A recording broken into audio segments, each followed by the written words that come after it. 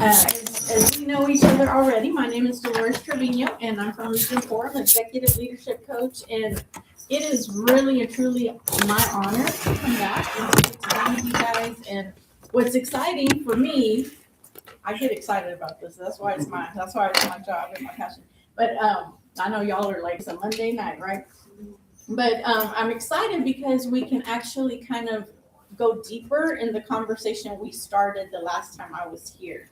And so tonight, we're going to have a little bit of a different focus than the last team of 8 that we did together, but I think it's just going to add to what we were doing. So I will tell you that I've noticed y'all been pretty busy since the last time I came. I noticed some work along strategic planning and good work like that happening.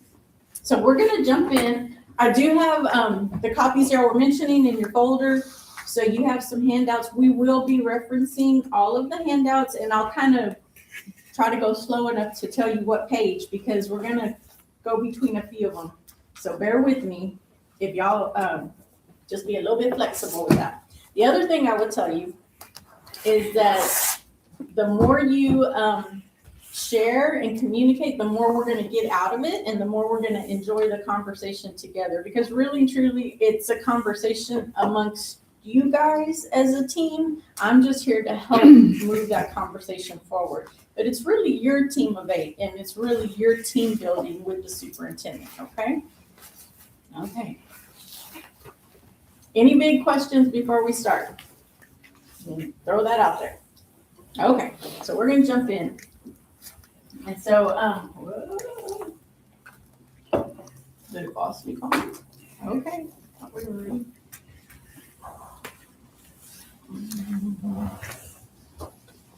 Oh my goodness. Think it falls asleep on me. There we go. Ooh, okay. So here y'all are, your lovely picture that I was able to add this year, and enjoy getting to see you guys growing and developing together since Dr. Barnes has been here, really coming together as a team. And tonight we're just going to add to that. So this is part of your continuing education that you're required to do as a board member. And so right here we're doing your team of 8, which is 3 hours every year. So this will count towards that. And just a reminder that if you're, I don't think any of you are first year board members at this point. Some? Yes. 1. Okay. 2 of y'all. 2. Okay. So you probably have already been getting some hours, but the first year you need to get 10 extra hours on top of the requirements. And then everybody else gets 5 hours. And we can help with that at Region 4, of course. That's what we do. And there's lots of other organizations y'all are getting training from as well. So just a reminder that that's why we're doing this. It is a requirement for Texas Education Code, Administrative Code. All right. So tonight, what do we hope to accomplish in our time together? Tonight, we want to again revisit the roles and responsibilities, the role of the board, role of the superintendent, what are those responsibilities, and clarify the role of governance. We want to strengthen our team. We want to monitor student outcomes. That's going to be a big message, hopefully tonight, that we walk away with. And then we want to practice and kind of give you some skills to support you as y'all are taking a deeper look at monitoring student progress and student outcomes. And then we're just going to talk and have conversations about how do we align our policy and outcomes to outcomes, and our decisions align to that. Okay, so we got quite a bit to cover, but we're going to enjoy while we do that. Okay, so first activity, I don't know if you remember, but we did do this the last time, but I just think it's really a wonderful kind of way to get our mind going and kind of get the juices flowing. So in your handout, you have your board policy. This is in Cleveland ISD. It's actually a legal policy, so it's in all districts, but it is the state board, the state of Texas board member ethics. So it should be on the right-hand side of the folder, and it's a 1-page front and back. So I'm going to be quiet for just a minute, and I want you to look over these and think about, for the rest of this evening together, the time that we have in this, which one of these are you really going to step into our conversation together, our time together? Which one of these are going to help your mindset? we have lots of things, all of us, especially at Christmas, right? We have so many things, but we're putting that aside. We're stepping into this mindset so that we can really do good work together for the students of Cleveland. So I'm going to be quiet. I'll give you 2 minutes. So I'll time y'all for 2 minutes.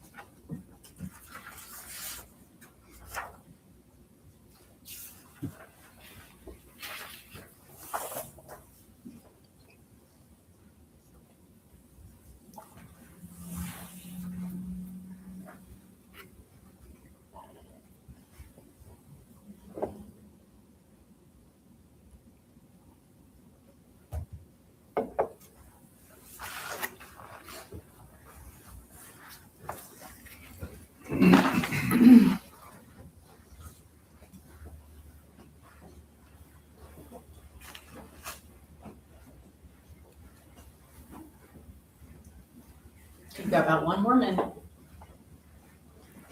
I will be asking for volunteers. Y'all know I like y'all to talk.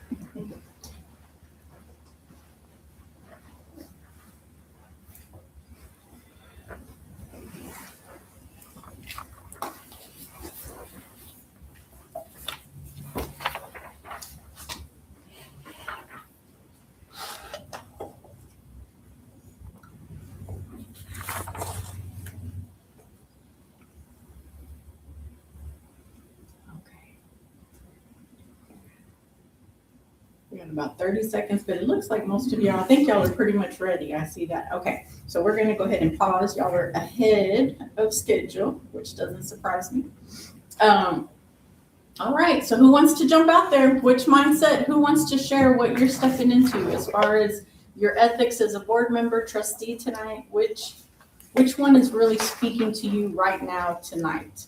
And I love, Wendy, you said Friday, the Wendy on Friday is different than the Wendy on Monday. So the Wendy on Monday, that's what I'm talking about for each one of you. Tonight, right now, which one is really speaking to you? So who wants to jump out there? Coach, I saw you kind of move. Was it you? Okay. You have to forgive me because I forgot my glasses. Oh. Dr. Barnes, can I borrow your glasses? We'll give you a pass if we need to. The first one, I would be fair, just, and partial in all my decisions and actions. That's what I try to do.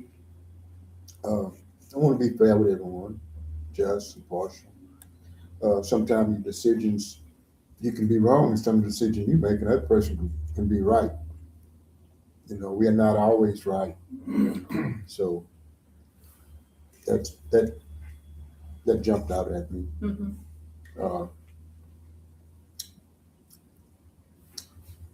For the next one, you only have to give me one. So unless you want to keep going, you want to go. You're still on equity and attitude. Is that where you? Yeah. Okay, we'll keep going. Sorry.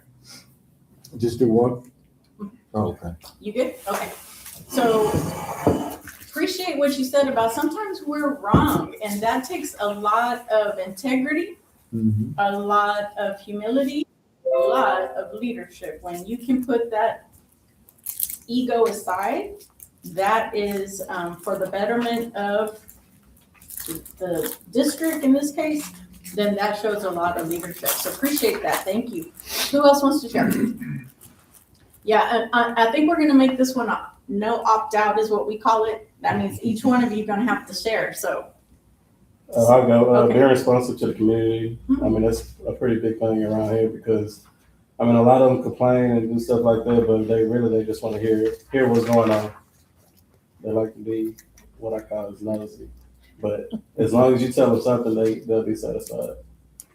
Okay. So say a little bit more about how do you deal with that as a board member, as a trustee? I mean, if somebody like messages me or call me with a question, hey, if I can respond to it right now, I will. If not, I'm gonna send them to the right person. I'm texting Dr. Barnes, Wendy all the time. Hey, what's up with this or what's up with that? and I forward emails to the right person, the right department. Awesome. So they feel like they are actually able to have that communication back and forth. That's great. Okay, next, who's turn? I will encourage expressions or different opinions and listen with an open mind to others' ideas. I like that personally because it changed my mind. So I like when people openly speak about their opinions, just so I can see a different side of what someone else is thinking. And what has to be in the room for that to happen? Respect and trust, right? Yeah. You have to be able to have a safe space as a group, as a trustee team to be able to do that. But how, you can't make a solid decision without that dialogue. And sometimes it seems like conflict, but it's really that being able to speak your mind, sharing different points of views, because when you walk out, you're gonna have a much better decision. Yeah, okay, awesome. Okay, it's Pauline. I like honor and conduct Okay. because it's easier to tell the truth than it is to tell a lie. Because you have to keep adding to it or remembering what you said or how you said it, and that just makes it a ball of confusion. So if you just come out and tell the truth from the beginning, and it's okay to say I don't know. I'll tell you quick I don't know, but I will try and find you the answer. I won't just leave you hanging, but just tell the truth. So in our conversation tonight, you want to show up as really authentic and really honest and sharing. So appreciate that. Awesome. Okay, Miss Jessica. I was still looking. All right. Now I like that. I will make no personal promises or take private actions that make my performance and are my responsibility. Because if you tend to make promises and you can't fulfill them, it makes us and the board look bad because as one, we're one, but we're whole. So it's gonna reflect everybody. That's really important and really profound what you're sharing there, because we each are walking into our role as a trustee, and you're going to hear me talk a little bit more about this down the road tonight, but we are coming in as an individual, but we are representing the board of school board members, of trustees. And so together, what we represent, we have to protect that. That's really your role. A trustee, I have the definition in a little bit, you'll see it. It's to protect. You're entrusted with. And so it's sometimes you have to protect it from your own self, your own ego, your own conflicts of interest, right? All those things. So thank you. That's a good one. Okay. All right, I guess I will share my views while working for a consensus. I tend to shut down when I'm like, okay, I think I know what's right, and I tend to shut down. You're like, no, I'm very stubborn, but I've been working on that. So that'll be, and when I shut down, I tend to be like, I don't want to talk to y'all anymore. Y'all obviously don't care what I have to say, so I'm just going to keep it to myself, and that's not a collaborative attitude. That's not going to get you anywhere. So I love that you are self-aware. That's a big trait of a leader. A leader has to be aware of how they're showing up and how they impact the team. So appreciate that, because you are really stepping up, being vulnerable and sharing that. So that means a lot. Okay, Miss Bethany. Commitment to service, and I'm going to do what I need to do in order to be productive in my role while staying out of his role. All right, so then we're at you, Dr. Hey, Marcus. man. What are you doing? So I really like the last one. That was intentionally guided by what is best for all students of the district. And so that I think the work that I do and I work along the board is to support every child in our school district. And tonight, I really enjoyed hearing the board meeting and the things you had on the agenda. I was thinking, ooh, because how did it show up tonight that y'all were supporting all students? What were some things on the agenda that you're like, we are representing and supporting, giving resources to? Some of that was in your Master scheduling, master schedule, Special CT, ed. special ed. That's how that shows up. And that's how you are doing your part as a trustee to make sure that all students are getting what they need. So Awesome. And I love that you said the master schedule, because I even wrote that one down, because I don't know that, as a trustee, you may or may not understand how that master schedule drives the amount of support teachers can give is driven by that master schedule. So getting that down correctly, because if I'm a teacher and I don't have enough time to intervene or to support or to do enrichment, whatever, then there's not much a teacher can do about not having enough time. That is something administration has to take care of. And this program, it sounds like, is something that will support that, so that then the teachers have the time to work with the students. And so love that connection with that one. All right, great job. Y'all did really good nicely. Oops, I like pressing the wrong button. Okay, so Texas Education Code 1515 says that your job as a board, your role, so your side of the street, Bethany, says the Board of Trustees of an independent school district or the governing body of an open enrollment school shall provide oversight regarding student academic achievement and strategic leadership for maximizing student performance. So I'm going to highlight that part again. Okay, and I'm gonna let you sink in for just a minute. They shall provide, so you as trustees shall provide oversight regarding student academic achievement. Okay, and I'm pausing there because sometimes we want to provide oversight on other things that go beyond student achievement, right? Hiring or interviewing, or it might be band, coaching, it could be GT tonight, we heard about that. Academic achievement of all students, okay? So that's what we're gonna focus on, making sure we're in that lane, and then strategic leadership for maximizing the student performance. So not just getting our students to have outcomes, but maximizing. Okay, so the question on the table for you guys is, what does that look like in Cleveland ISD? And I didn't have a slide in here with your data, but I'm sure that you've seen your data. Y'all had conversations about that data. So what does this look like? What is your role? Because I would argue a little bit that your role is very important. It's very important because you represent the community and what those aspirations in the community are for their students. So how does this show up that y'all are providing oversight for academic achievement and strategic leadership? What does that look like in Cleveland? And maybe it's what should it look like if you needed to do that. But I think you have some things you're already working on.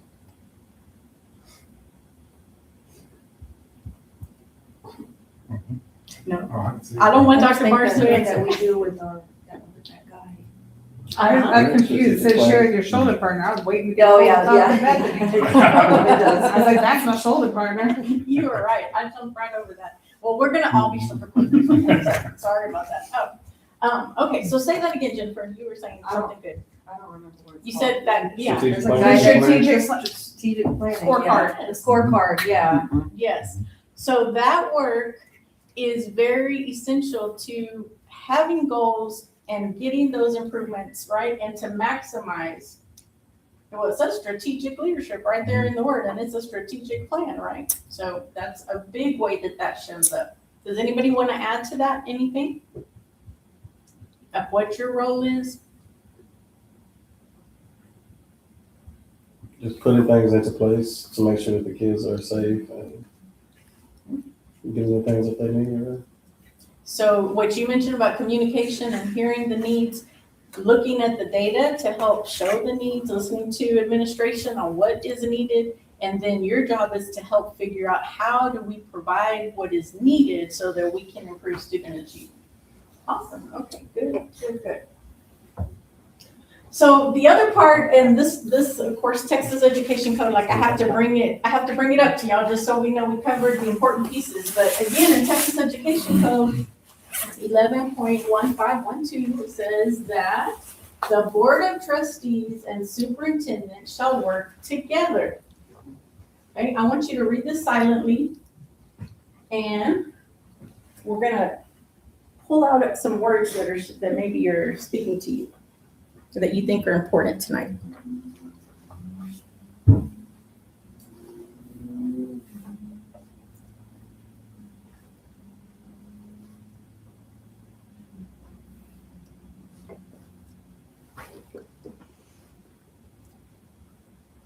Okay, so I'm gonna show you some words that might jump out. Did anybody have any of these?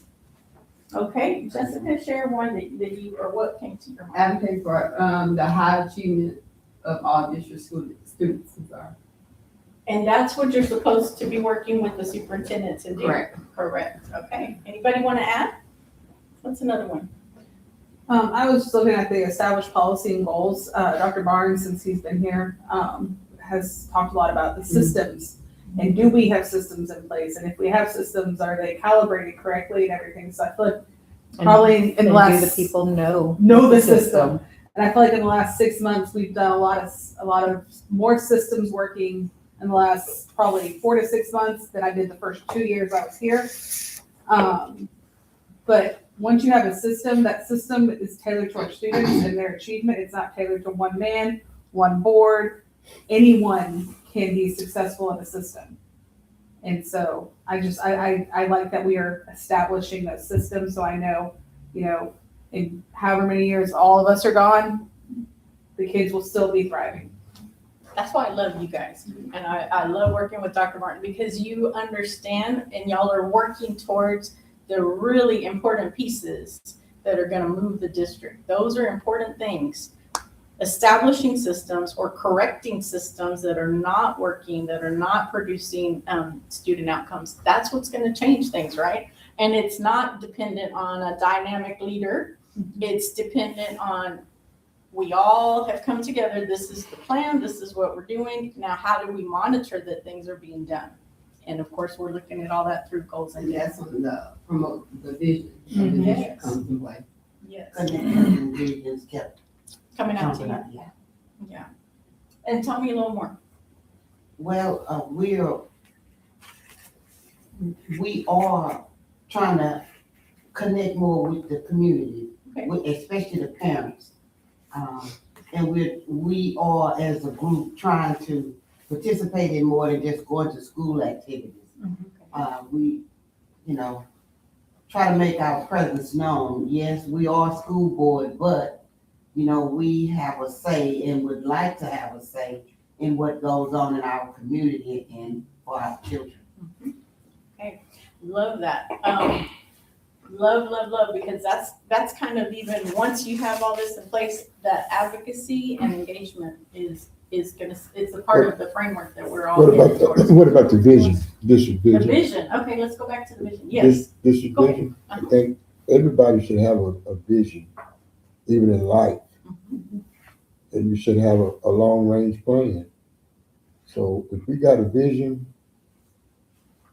we want to adapt to be successful in our long-range plan. I got a vision right now, personally. Okay, So I know the district, we have a vision. And as we go, say we got a vision starting in September.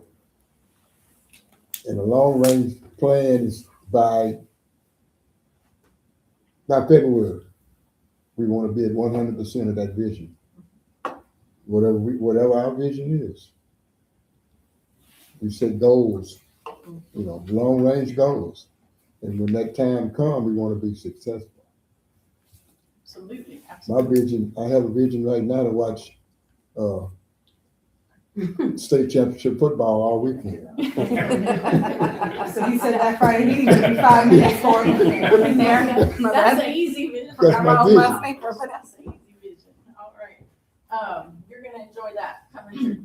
Okay, so your homework, and you don't have to admit it, don't even raise your hand, although we know Jennifer did, but nobody else has to self-disclose. But hopefully you did receive the article or what the information that Dr. Barnes shared with you, but I kind of have something to help you. So this article comes from the National School Board Association. It's a research type of article. So it did have some terms in there and things that were like about research.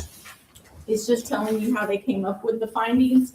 But I would recommend, if you want to grow as a board member, this tells you a lot of the actions that you need to be having. But I tried to help y'all. So behind the article, okay, this is what we're gonna kind of walk away with tonight from the homework. And the way I want to do this is I'm gonna number you off. Let me see if I have my instructions here. So we're gonna count off 1 to 8, so you will each get one, okay? So you'll just worry about your section, whatever number you get. You're gonna read your section for 2 minutes, and then you're gonna teach the class or kind of share with all of us the key takeaways. And so what you're seeing here is what a high-performing school board does and what a low-performing school board does, okay, in each section. All right. Okay, so I think that's kind of it.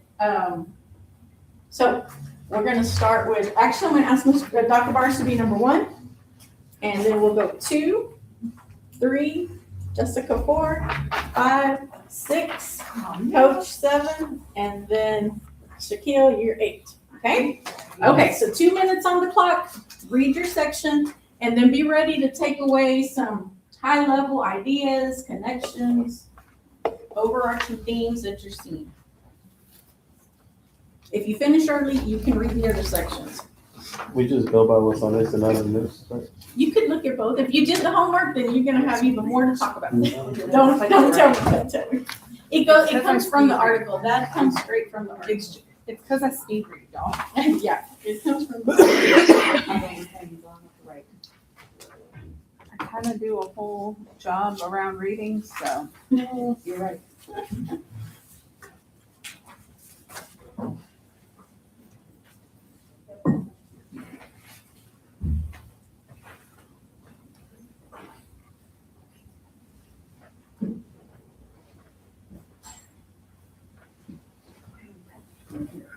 Yes. I am happy I got section 5. Yeah, we should have. We should be reversed. Oh, man, I love that one too. I did. You gonna be okay with those? I can help you. What number? You're number 7? Oh, so this is just all about teamwork with the board and the superintendent. What high performance board has in place. Give them a magnet. Vision. Y'all left them at y'all's desk. I brought my Low pencil. performing has the superintendent who works by That piece? himself, apart from the board. And then there's competing, genders competing for. The pieces are on top of his desk. Bringing stability, conflict. Yeah, you got it. You know this.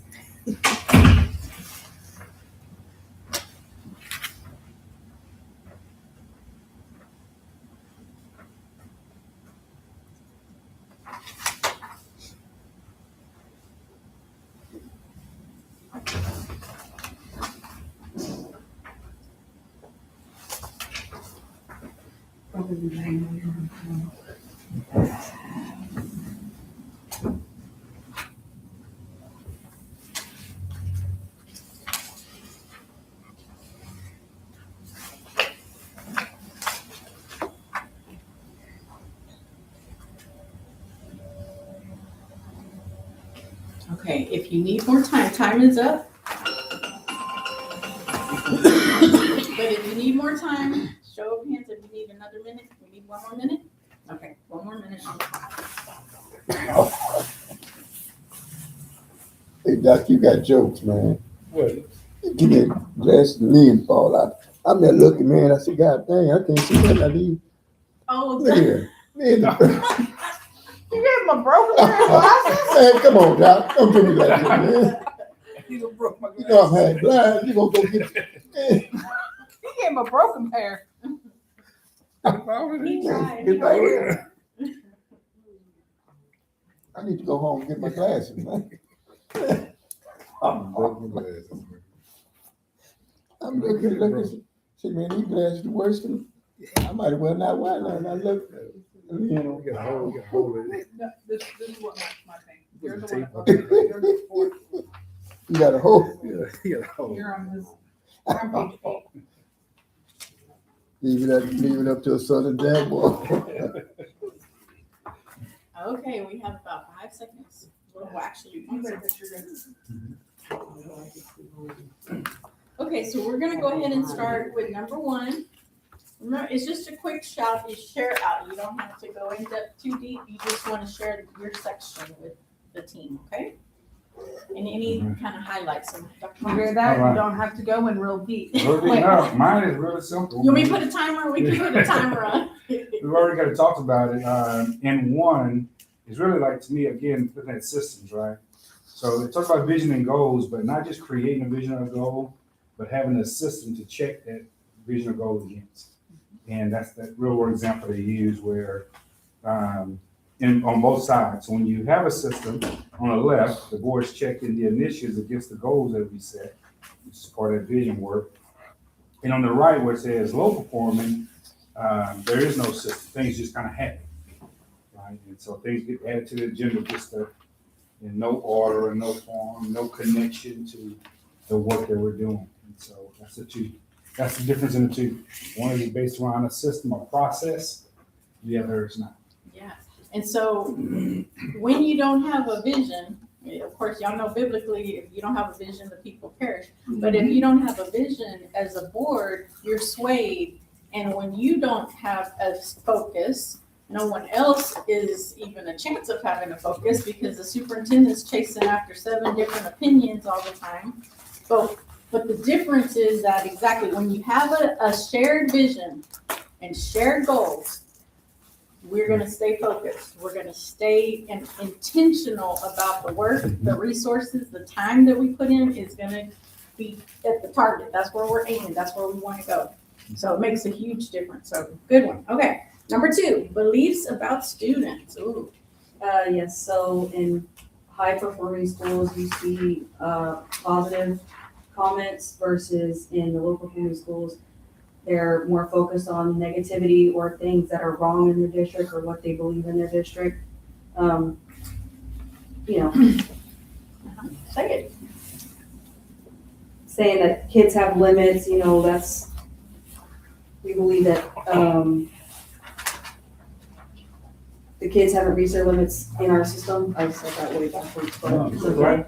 But in the negative section, it's like board members often focused on factors that they believe kept students from learning, such as poverty, lack of parental support, and societal factors, or lack of motivation, which we have here.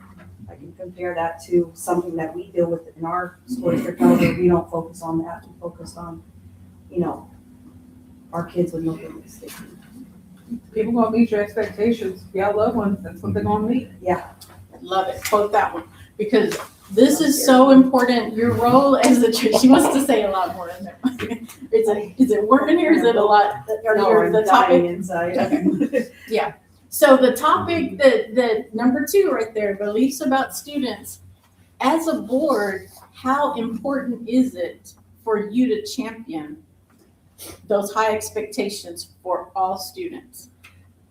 When you hear, because I'm hopeful that you guys are well on your way to being a high performing, effective board. So when you hear any leaders or anything out there that speaks to these kids can't do it, or your zip code determines your success, or that school never was able to perform well, red flags go off in you is what I hope. And so Jennifer, what you're feeling, I appreciate, because as a board, as trustees, we should check ourselves and really come to terms with, do we believe that the kids in our district, y'all have beautiful kids singing up there tonight.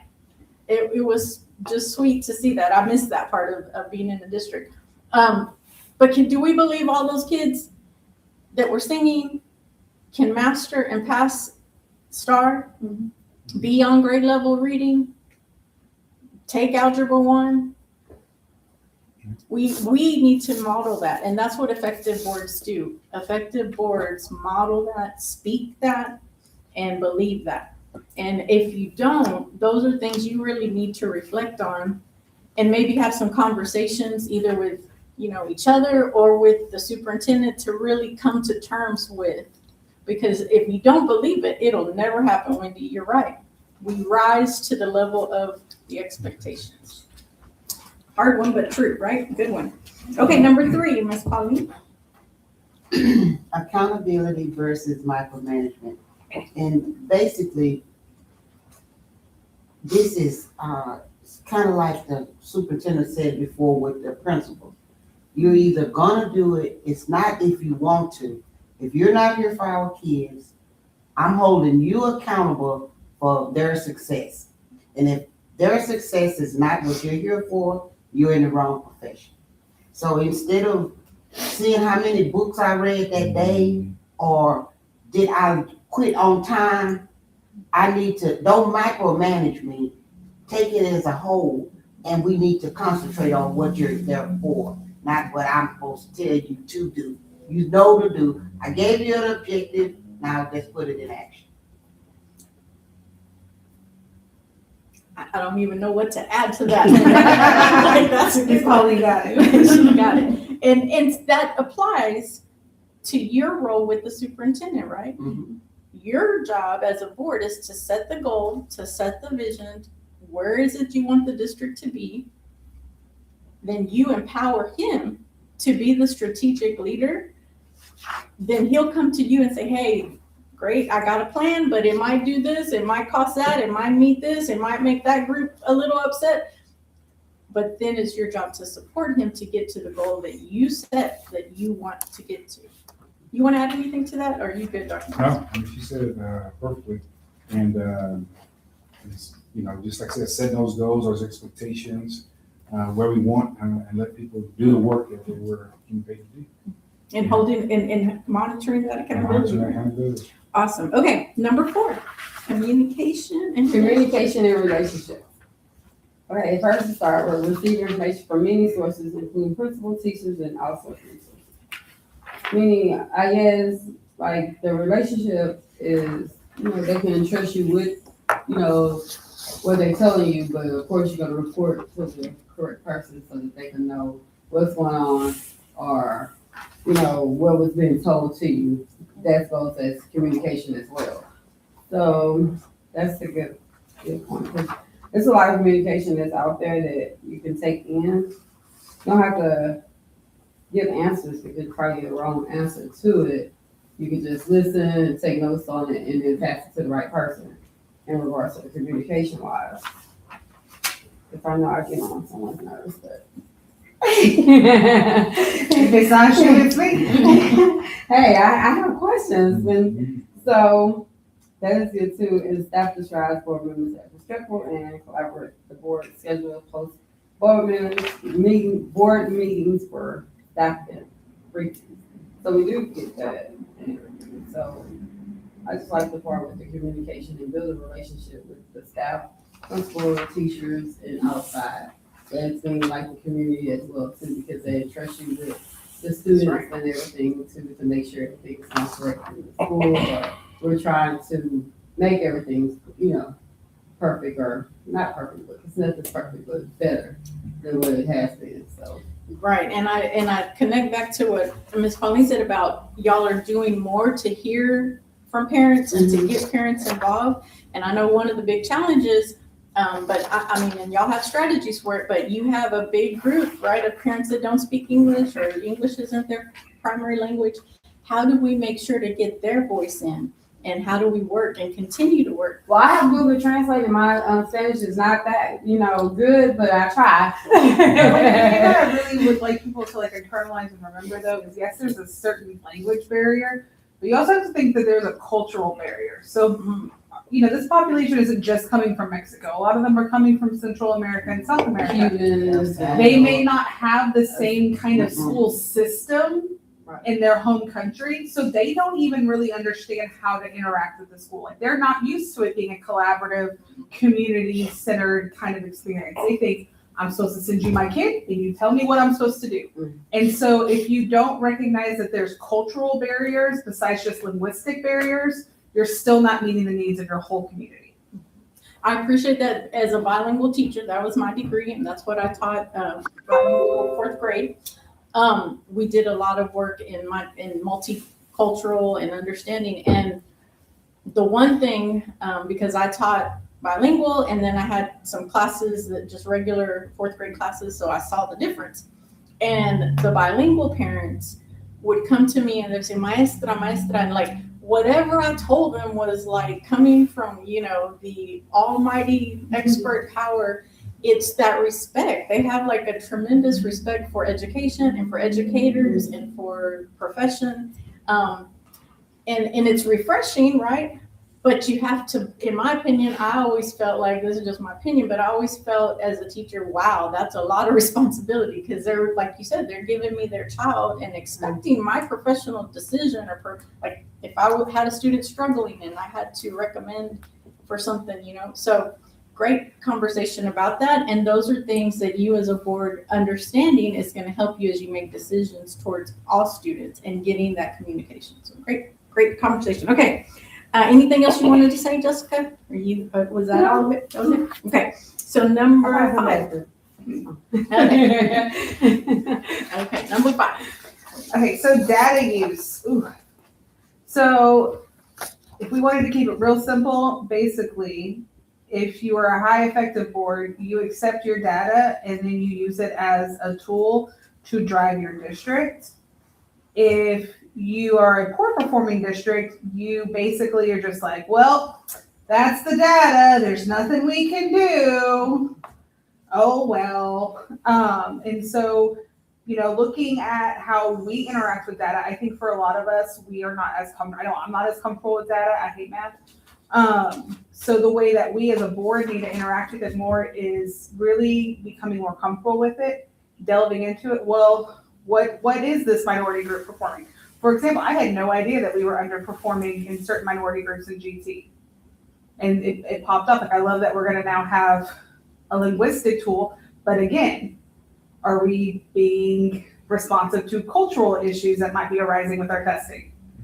So, you know, that's something that I never thought about. But now that it's been brought to my attention, I'm like, oh, okay, so maybe we do need to look at which groups are not thriving and how can we tailor the system to make sure we're all thriving. Versus something I've heard a lot of, well, it's not our fault. The data's the data because the test is hard, or the parents don't care, or the kids don't speak English, and like, you can't just keep excusing bad data and thinking it's going to get better. You have to be responsive to the data, or you're just going to keep getting the same results. And unfortunately, those results mean life-changing realities for our students. Y'all are passionate tonight. Let me tell you. Always passionate. They are passionate tonight. I love it. I wish you could rewind, because you had said a question in there that I was like, ooh, write that down. I think you said something about which student groups or which groups of students were thriving under the system. Write that one down. Which group of students are thriving? I promise you, before we end tonight, you're going to want that question. So already ahead, Miss Wendy, but that's good. Okay, Bethany. Mine is ever resource alignment, and specifically that strategic PD is important. So we can't just go out there and offer professional development on a whim. It needs to be tailored and built up on versus, oh, you knocked your time out, good job. And I know that it specifically states that, you know, to protect PD within the budget, but I do have to say that in contrast to that, you can protect PD, but still reduce the budget if you can be fiscally wise and creative with it. True.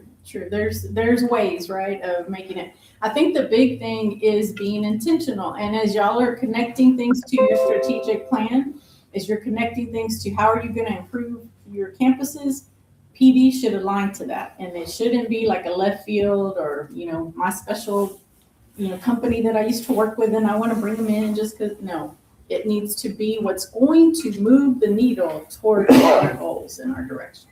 And compliment to you guys, you as a board are modeling that by taking your hours serious. I was just by chance, I was looking at things for you guys. I was like, oh, look at y'all. I even printed it out in here.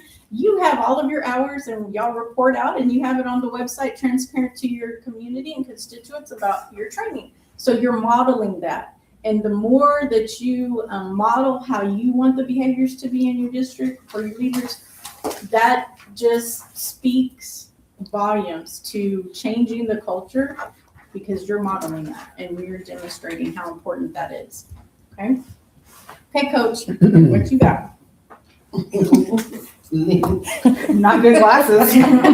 Broke my glass. You can't have nothing nice. Oh, no. Okay, number 7. I think out of all 8 of these, I think number 7 is the most important. I do. I mean, that's me. You may have other opinions. Because I look over there and I see trust. And that's a big word. Trust. You got to trust one another. Maintain trust and collaborative relationship with the superintendent. Superintendent is the head, and we trickle on down the board.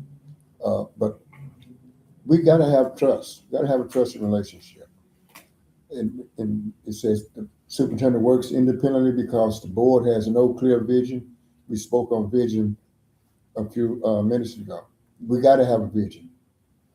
If and buts about it, we got to have a vision. Our vision, Cleveland ISD has a vision. So we got to work on following it and get to where we need to be because everybody in this room know our situation. It's no secret. We got to get with it. And we can do it, just like I spoke out there earlier. We can do it. No ifs and buts about it. It has to be done. We got the right board. We got the right superintendent. We got to get in and roll our sleeves up and make sure we get it done. Okay, board recruit leaders who match the board's vision.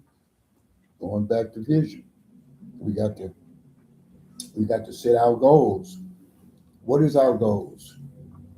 1, 2, 3, 4, 5, 6, 7, 8, 9, 10. Those 10 goals, we got to make sure that we, as a board, can see that everybody else follows them. That's our goals. We gotta make sure. If you can't follow our goal and our vision, you may be in the wrong place. That's where I see it. You know, it's old saying everybody smile and pat you on your back, they're not for you. So if you can't follow our goal, I'm talking too much. But if you can't follow our goal, I'm gonna hurry up. You can't follow our goals. We have our goals set. We have our vision, and like I say, we're gonna get there. And then I like the last one: superintendent turnover every 2 or 3 years due to misalignment. Well, my take on that: this wasn't the place you wanted to be in the first place. So I never worked out 36 years. I never worked in a place I didn't want to be there. I stayed here 18 years, stayed at all these limits for 12. I wanted to be there. So if you're here for 2 or 3 years, or maybe 2 years, this is not the place you really want to be in the first place. I'm not referring, I know Doc gonna be here till he retire. I understand that. He's gonna be here till he retire. He's not going anywhere. You stuck that in there. But what I appreciate that you brought up, Coach, was the reality and that y'all are not like putting your head in the sand and saying, you know, oh, everything's okay. No, you understand as board members, if we don't focus and get our goals and show that we are doing things to move student outcomes, adult behaviors changing and starting with us as trustees, that we're not going to be able to move our district if it doesn't happen here first. And so I appreciate you speaking that out because it tells me that you as a trustee group have had some really deep, hard conversations about where you want to go and what your expectations are going to be. So thank you. Okay, Mr. Kill. Team training, mine goes back to what you were saying earlier about how the trainings that we have that are required, how we get them done. We're pretty good about that, and Ms. Chopper's pretty good at keeping us on top of that. For sure. Yes, love her. She will hunt you down.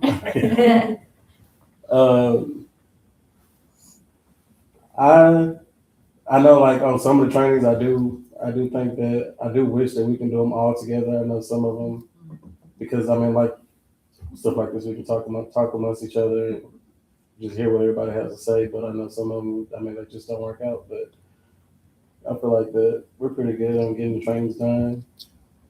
And then for people that don't do the trainings or just come up with excuses, I don't think there is no excuse because if this is really what you want to do, then you're going to do chapter. I appreciate that. Awesome. And the more you commit to doing the trainings together, the more effective you're going to be as a board because We have so much happening. We don't stop and have the conversations like you're having tonight with each other that are the important conversations. So I know we've taken a while, you guys, but we're gonna move up a little bit faster because it is time is getting away. We kind of have talked a lot about this article, so y'all can tuck away your article. Y'all did a great job. I'll give y'all A+. So if you remember, this was from our last time that I was here. In your packet, you have a handout that's called the Framework for School Board Development, and it's a 2-page, 2-sided. This also is in your board policy. This is the visual for this handout. So the handout is just all the text that goes along with this visual. When I came last time, we really focused on synergy and teamwork, and Dr. Barnes was coming in the door. That is the first step. Y'all got to find your way as a team. How are we going to work together? What is that flow? Now you're here. It sounds like moving into progress and accountability, but your vision and goals, and y'all are setting the student outcomes, right? What do we believe in Cleveland ISD that we value? What is it that we want our students to be able to do? And then how are we going to hold that accountability? And somebody has been saying systems and processes, right? So that's how you make sure that all of this happens. When that work is done, somebody said about advocacy and engagement. We have to get our community involved, our parents' voices heard, student voices heard for that matter, so that we can then improve student outcomes. So I hope you're seeing your work reflected in this. And the reason this is important is because this is the state framework for an effective school board.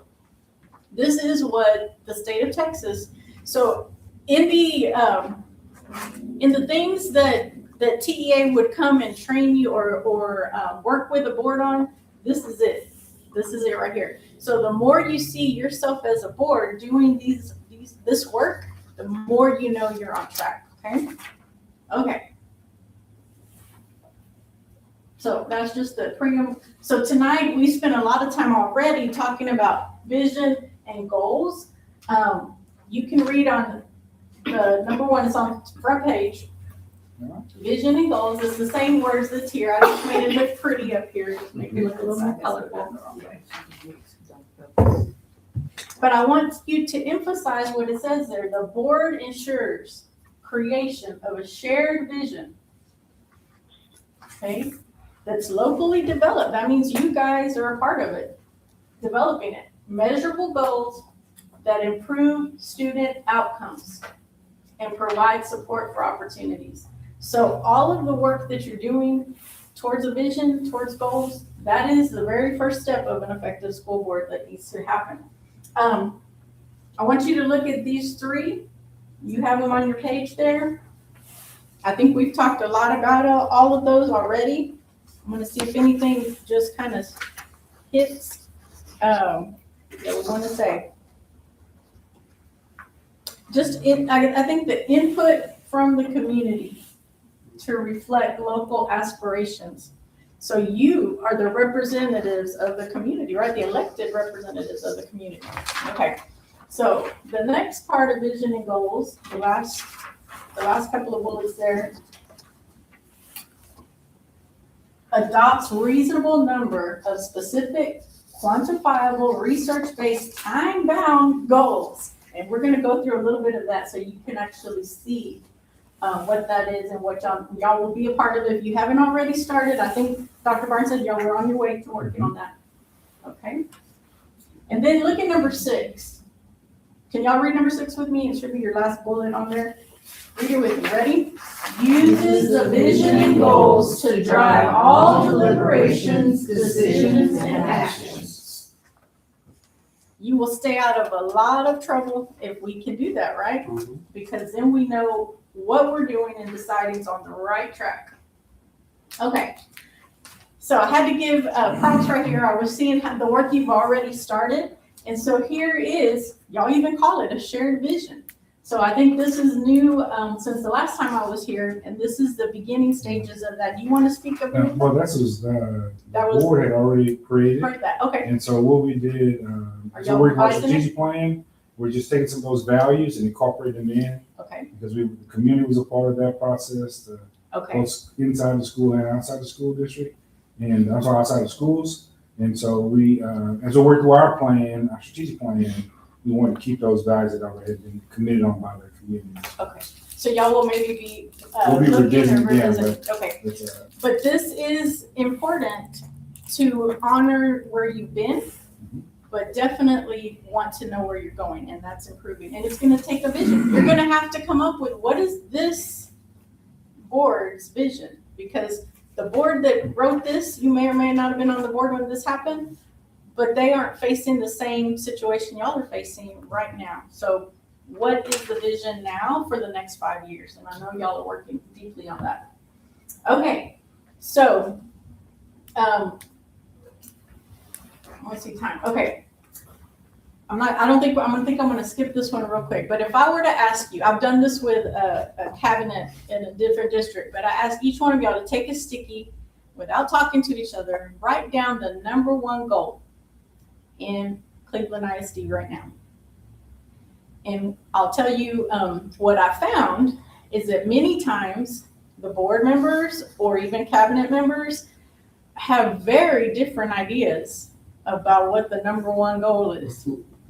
In my experience, I had all the way from the number one goal is parental involvement to writing across the curriculum. And we're all in the same room. We're all in the same district. So if I have my sticky that's writing across the curriculum and you have yours as parent involvement, when I walk out the door, I'm going a different direction than you. We're not going in the same direction. So it's going to be really important. What I would challenge y'all, if you remember this, once you have your goals set and you have kind of where you're going, could each one of you write that down on a sticky and know this is our goal? All of you know it individually and collectively. Okay, so think about that. Big question though. Once you have your goals set, great. We have our goal. We know where we're headed, but how do we know that we're making progress? And the hard part with STAR a lot of times is that it's at the end of the year, it's data that we can't change. Once it's out, it's out. You know, they call it like kind of like an autopsy. It's already over. The year has passed. So how do we prepare and how do we keep track that our students are growing and learning before STAR gets here? So what are some things you have heard or know about in your district to mark that progress? Do y'all have ideas of, have y'all seen some of that data? What are some, Bethany? They do beginning, middle, and end of year benchmarks, along with some Excellent. other regular testing. Excellent. And so that is important. And then what's more important is you're part of it as trustees looking over there and asking the questions. And so we know that a district has to have their House Bill 3 goals. So you have to have a 3rd grade reading, 3rd grade math, and then you have to have college, career, and military readiness. That's basic requirements.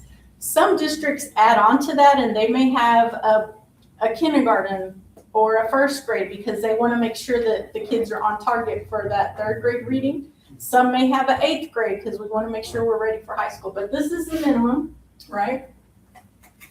And the goals that you'll be developing, if you haven't already started, will be what we call SMART goals. So some of you may be way familiar with this and some of y'all it may be a new concept, I'm not sure.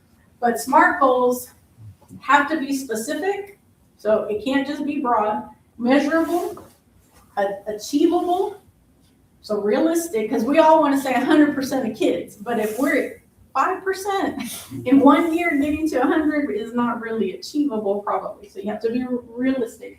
They have to be relevant, important goals, and then time bound. And so the state, again, this comes from Texas Education, because these are the pieces that have to be in the goals for each district. And we're gonna do a little practice, okay? So in a good, solid SMART goal, you have an annual target. So where do you wanna get? So here's the baseline data. This shows you from a district this past June or in June, this is when the data would come out. This is our targets that we're headed towards. Okay, then it tells you which population. So this particular goal is around third grade. And around third grade, not just all third graders, it's around third graders who scored beats level or above. So think about that. It's your third graders who beats or above, okay? And then it says you have to have measure. How are we measuring their success on this goal? STAR test, STAR reading.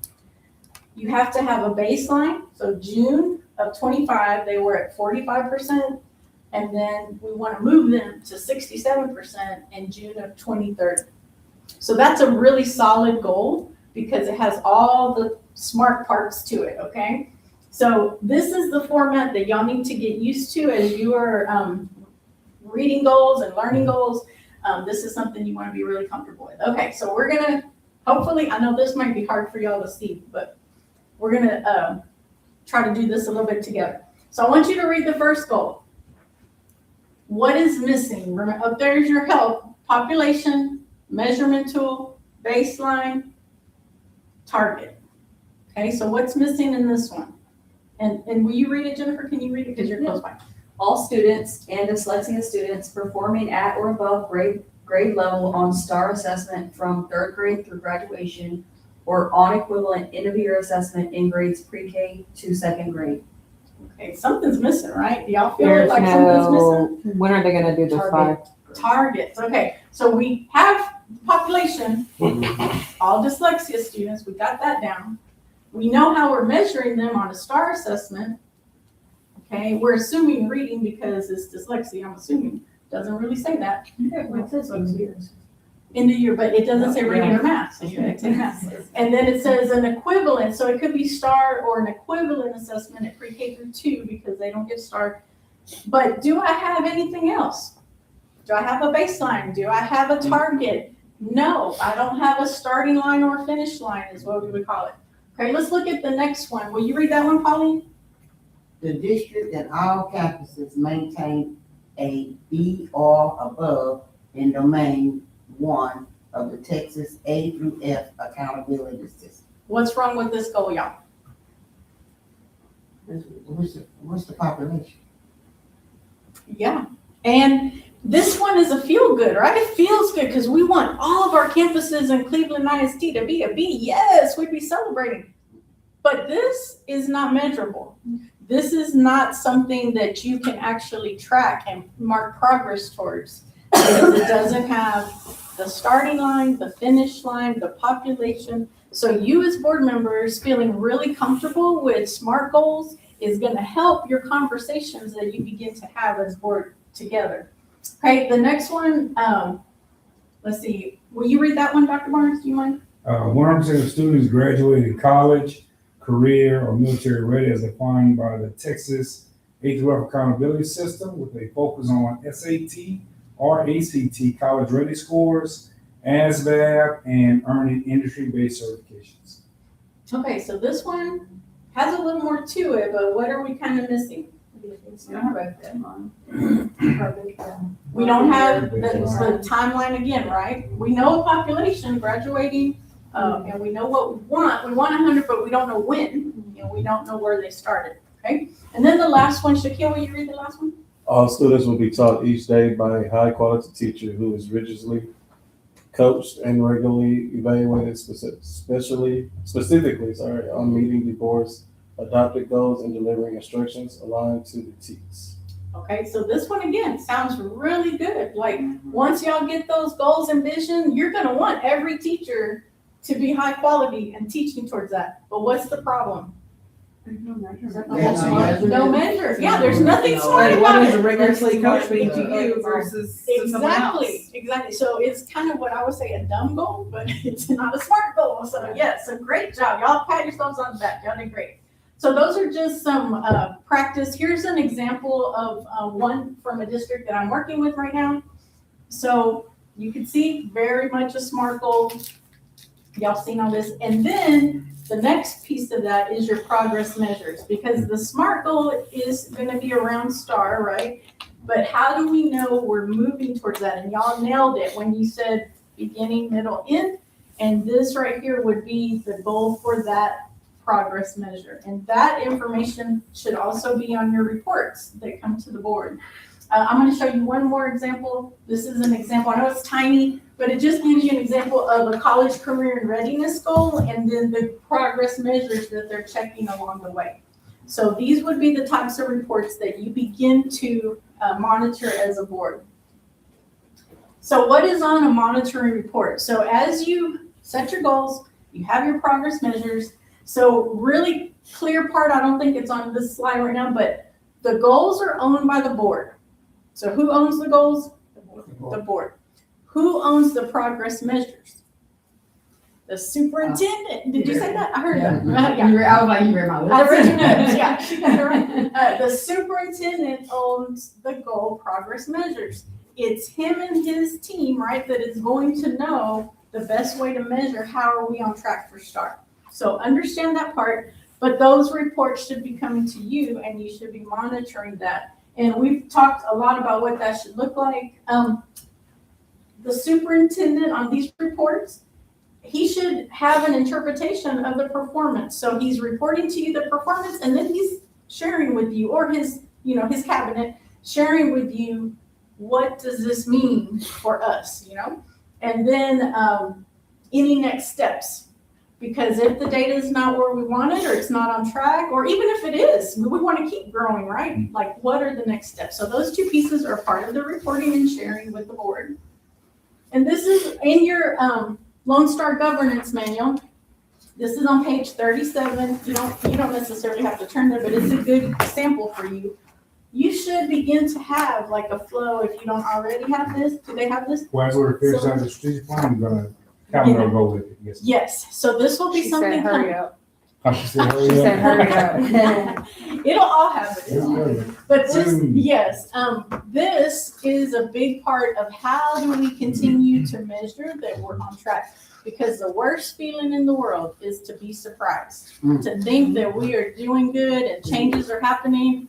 And then the stars come out and we're like, what happened? Yeah, it should not be a surprise to you as a board, to the superintendent, to the principal, to the teacher, even to the student. It should not be a surprise. We're working towards that. Okay, so let's talk a little bit about questions that you're gonna ask when you begin to get this data so that you feel really comfortable. Some of y'all said data is not, your forte. That's really okay as long as you can ask good questions. Because your role as a board is not really to be dissecting the numbers or analyzing the numbers. Unless you really like that part, that's not really your role. Your role is to ask questions. Oh, is that your role, Bethany? You like that? Okay, so let's talk about some questions. When we receive our progress monitoring report, what are some questions that we hope will be answered? So think about that and then just share it. You're talking to the superintendent. What are some questions you hope that those reports answer?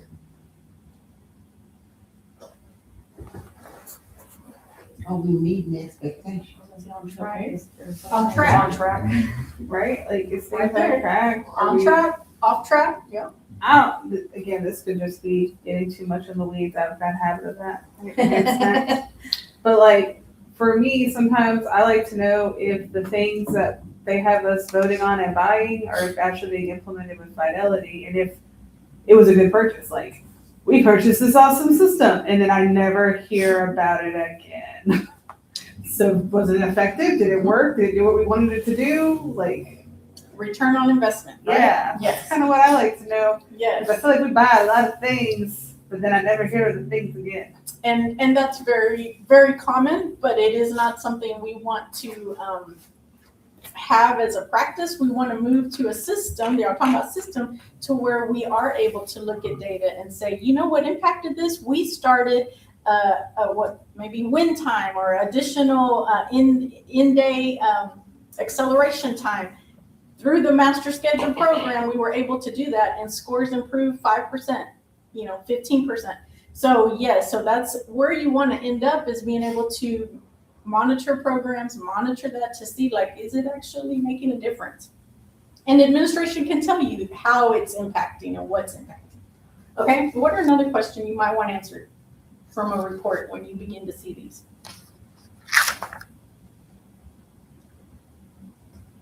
It's getting late on y'all. It's getting late. Why are we I was off like, track? You do what? Why are we off track? Why are we off track?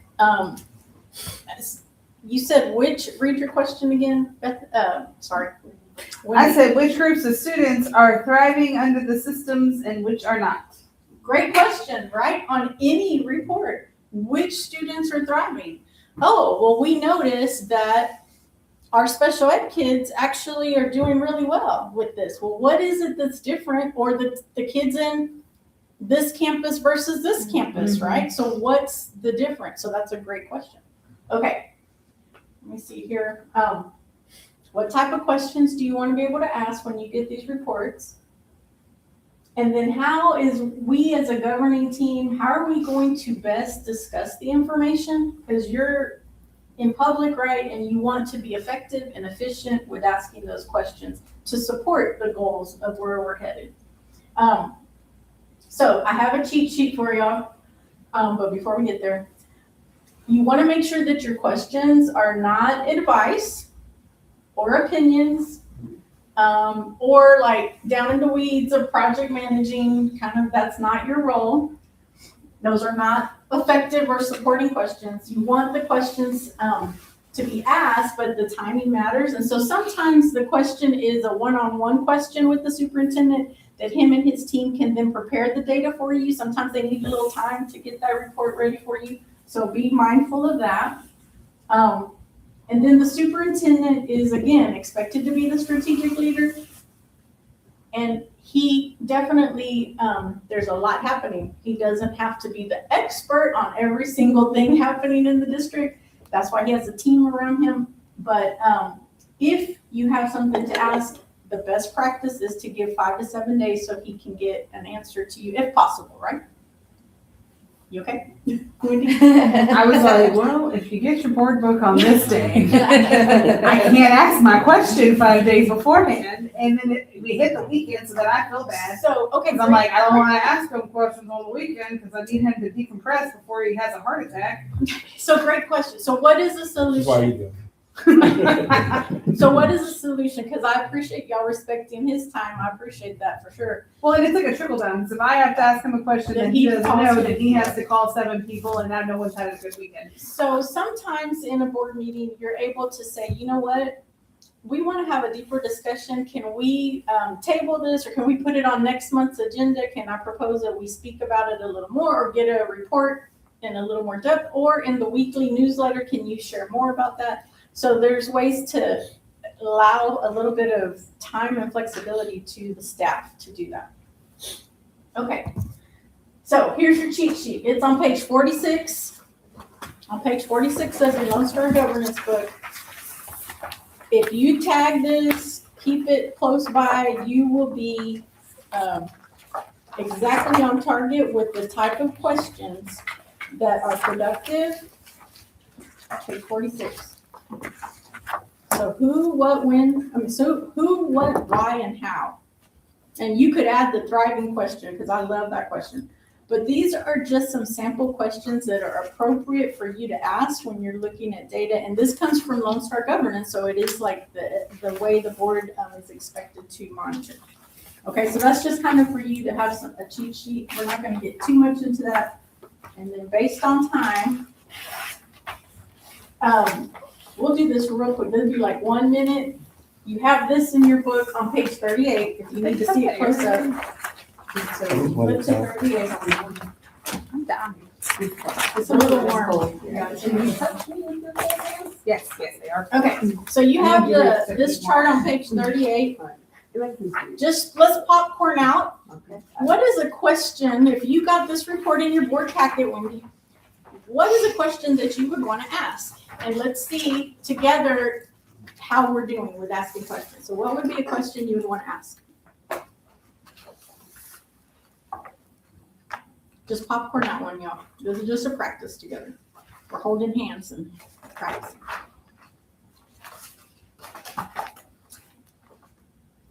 And the reason I don't give you a lot of instructions is because this is what happens, right? You get your board packet with no instructions sometimes, right? So Mhm.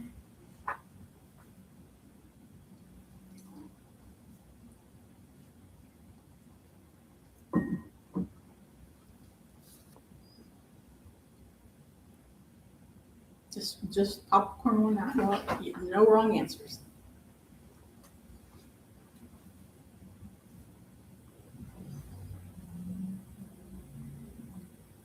What, you say what question we want to ask? Yes, based on this data, this monitoring report, this is a sample monitoring report. What would be a question you would want to ask? And we're on page 38, We are on page 38. and it says what we are slightly off track because There you go. So I that's thought we was moving forward. Oh, the plan is moving Plan. forward. Okay. I don't know if I'd add that part at the end there, coach, but you did what? Why are we off track? Yeah, maybe. why? Go ahead. Like right here where the red star is, the score dropped. Yeah. So ask the question. Make it a question. Oh my God. Why, yeah, I forgot what page. it Yeah, your was on, cheat though. sheet is on page 46. Okay, well, Page 46. to kind of give my friend a little phone to friend, Yeah. but like, why are our campus 2 economically disadvantaged students scores dropping versus it looks like with the yellow, they're slightly increasing, but they're both considered economically disadvantaged. So why is campus 1 still seeing gains, but campus 2 isn't? Yay. They stayed steady. Or Yay. campus one, they did. Yay. That's your role. Great job. So how would you feel with a question like that, Superintendent? How I feel about it, really, of course, is an opportunity for us to look into. I think it's part of the board's role is to not just to accept, like, give you something, you just, well, we're just gonna take it as is on face value.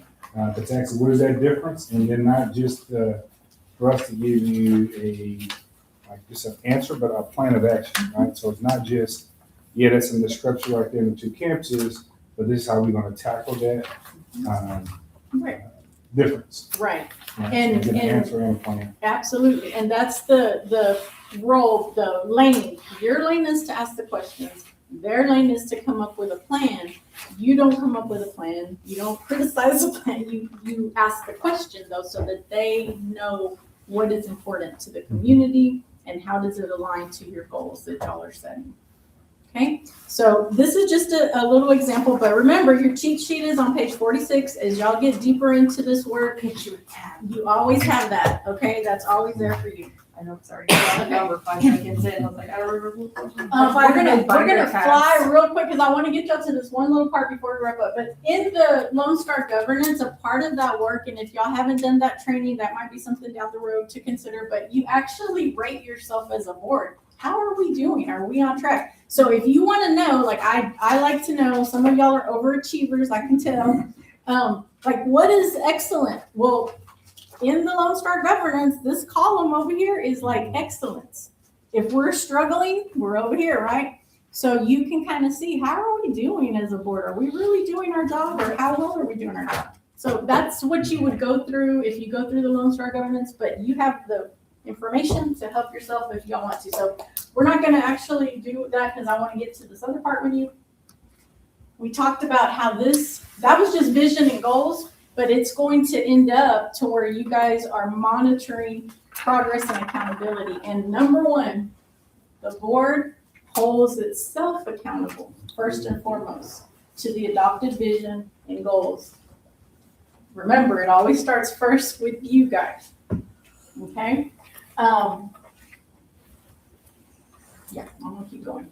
You have this in the board framework that y'all are familiar with. I'm gonna keep going. Okay. Same thing, you would rate yourself. Okay, this is the part I want to get to before we wrap up. So we're gonna watch a video, hopefully it works. As you're gonna just watch this little bit, it's very short. Watch the story, it's like a little parable, you may know it already. And then we're gonna ask some questions to kind of wind us down here. Oh, come on. Oh. Maybe it'll go.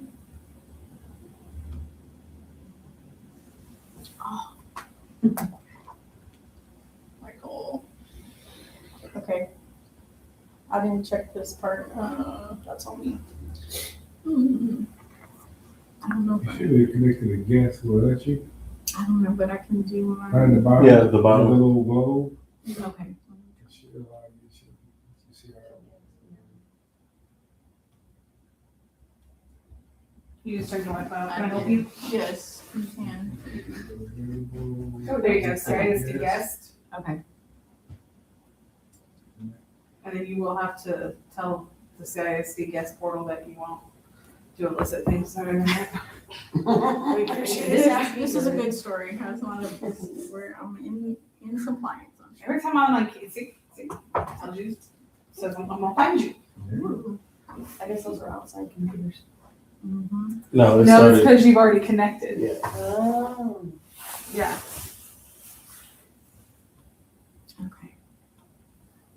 Make sure you're not going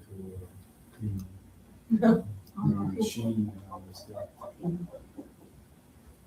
So you should be able to go back to the YouTube video now, and it should, if you want to hit retry, it should work. No, she's still not connected. You know, It's still showing. Well, she said okay, but like Let 7 me- times. I did, but let me do my hotspot, cause that works. It So you could jump says and then disconnect, so it should. I had the same trouble the other day. I'm gonna be honest with you, I With get the it. other now we training have that had we had. to with AT&T today. It's like 5 this morning, they cut the line. Aww. Okay, Is that if I don't what get the video, I'm gonna tell y'all the the- story, but it won't be as It fun. shows. The Oh, there it meeting comes was- on. There you go, there you The go. meeting wasn't straight. Pilot, I can save when I drive safely. With USAA Safe Pilot Miles, I can say when I drive less. I'm on the way to the game. The other day. Okay. Okay, A grandfather and his grandson once decided to sell their donkey in the marketplace. They were walking along pulling the animal when they were mocked because they were not riding the donkey and were getting tired for nothing.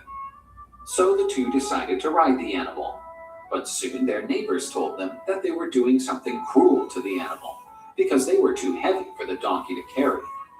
The old man then left the boy on the donkey. But they met people who thought a young boy sitting on the donkey while the old man had to walk was nonsense. They switched places, but new people soon came up saying that the old man was exploiting the poor kid while he was resting. Utterly baffled and not knowing what to do, the old man and the boy came up with a bizarre idea. They strapped the donkey's legs to wooden poles and carried the animal on their shoulders.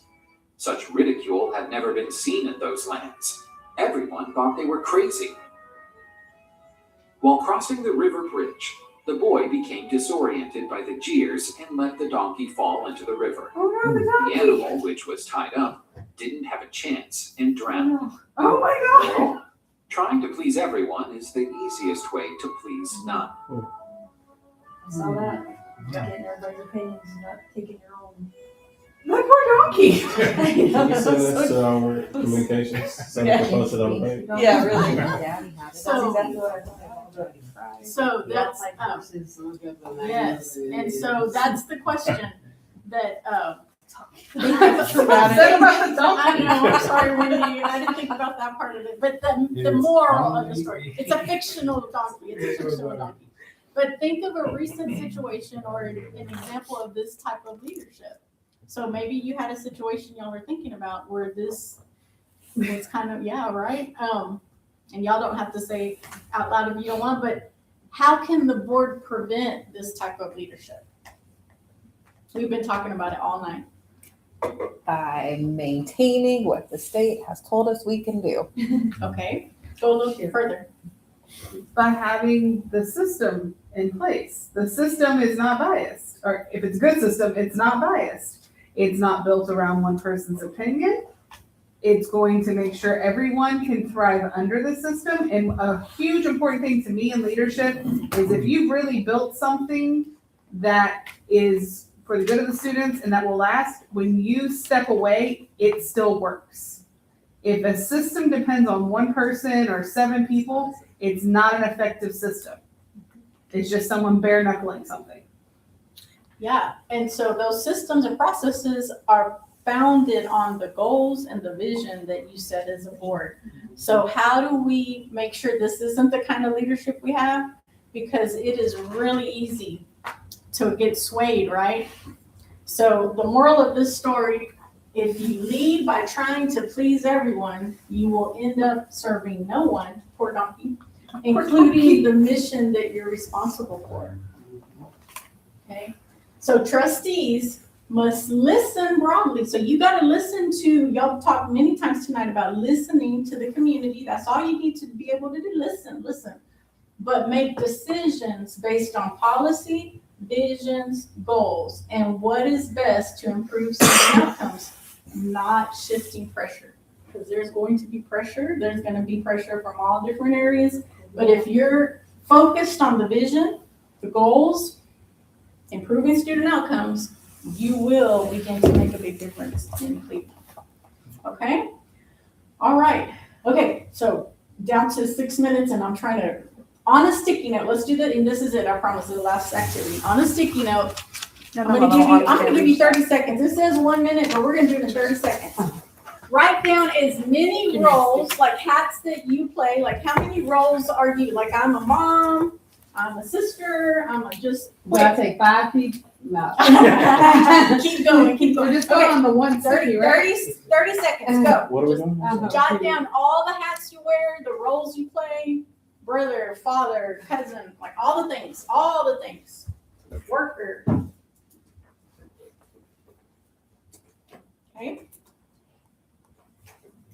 Okay, I'm gonna stop y'all because of time. So you have a little list going. Y'all know what, you get the idea, right? It's a lot of things that you've got lots of roles. Okay, some of y'all are all into writing the roles. Okay, think about all of those roles, and now I want you to put your sticky down in front of you, and I want you to circle that, all the different roles and hats that you wear. Now in this role, for those of you who are new to the position, and then the ones that have been in it, it's just a good reminder. You're a trustee.